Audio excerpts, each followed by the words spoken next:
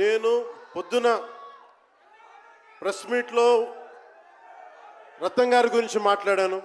ఇప్పుడు మీకోసమే మాట్లాడతాను, నా అభిమానుల కోసం.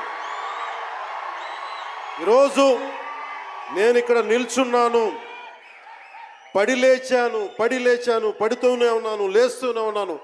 దానికి కారణం ఒకరే, మీరే.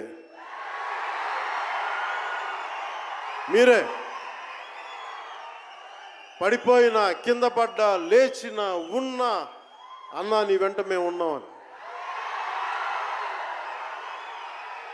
నా దగ్గర ఏమన్నా ఆయుధాలు ఉంటాయా? నా దగ్గర ఏమన్నా గుండాలు ఉంటారా? నా దగ్గర ఎవరు లేరు, గుండెల్లో ఉండే మీరు తప్ప.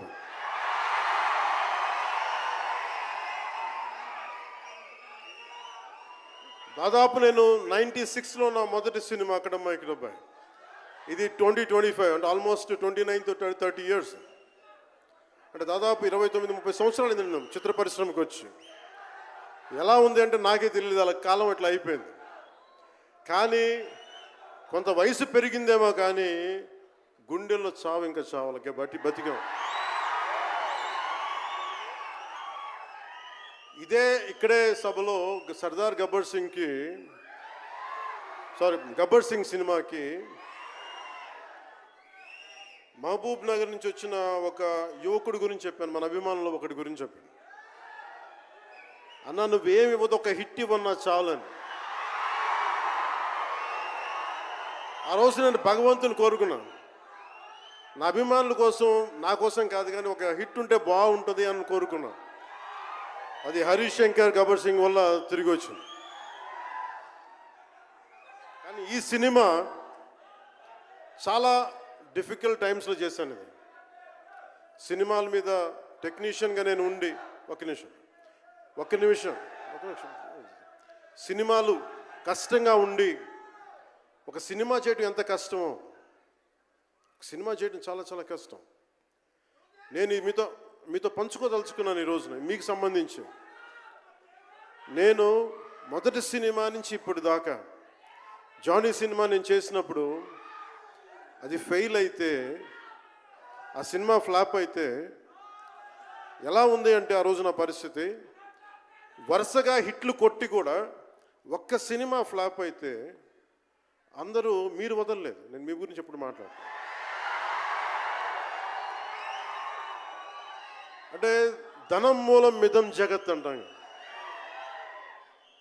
అంటే అన్ని బంధాలు, కార్ల్ మార్క్స్ చెప్పిన అన్ని బంధాలు ఆర్థిక బంధాలని సినిమా పరిశ్రమలో మరింత బలంగా తెలుస్తాయి. నా రెమ్యునరేషన్ ఇచ్చేసాను అని నా దగ్గర అంతమించి డబ్బులు లేవు. కానీ ఆ రోజు నుంచి ఈ రోజు దాకా ఒకటైతే మార్పు జరిగింది. నేను చిత్ర పరిశ్రమ హిట్స్, ఫ్లాప్స్ ఇవన్నీ వదిలేసి నేను ఒకటే నమ్మాను, నా అభిమానులు నాకున్నారు, నన్ను ప్రేమించే వాళ్ళు ఉన్నారు. డబ్బుకి ఎప్పుడు నేను ప్రాధాన్యత ఇవ్వను.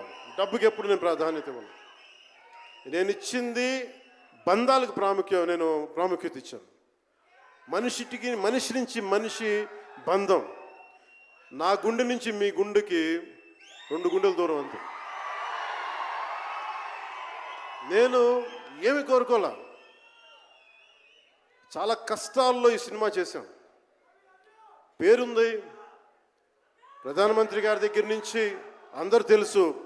కానీ దానివల్ల డబ్బులు రావు, మనకి డబ్బులు వచ్చే సినిమానే రావాలి. కానీ సినిమాని ఎలా చేస్తాం, మిమ్మల్ని రంజింపచేయాలి, మిమ్మల్ని ఆనందింపచేయాలి. మనకి ఖుషీ లాంటి సినిమా తీసిన ఏఎం రత్నం గారు ఎప్పుడో 2017లో ఎప్పుడో నా సినిమా వచ్చి, మీరందరూ తిడతా ఉంటారు కదా నన్ను, ఎంతసేపు రీమేకులు చేస్తావు అని. కరెక్ట్, ఏం చేయమంటారు చెప్పండి. మనకెవరు పెద్ద పెద్ద దర్శకులు లేరు, మన కింద నుంచి వచ్చిన వాళ్ళం. మనకి ఒక్క నిమిషం,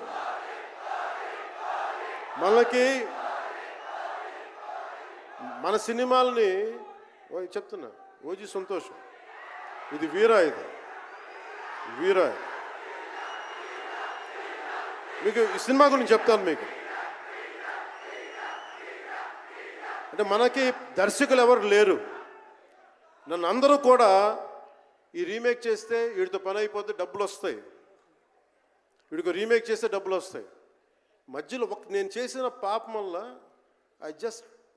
ఒక ఫ్లాప్ తీసాను అంతే. ఆ ఫ్లాప్ తర్వాత నా గ్రిప్ రాలే మళ్ళీ ఫిల్మ్ ఇండస్ట్రీలో.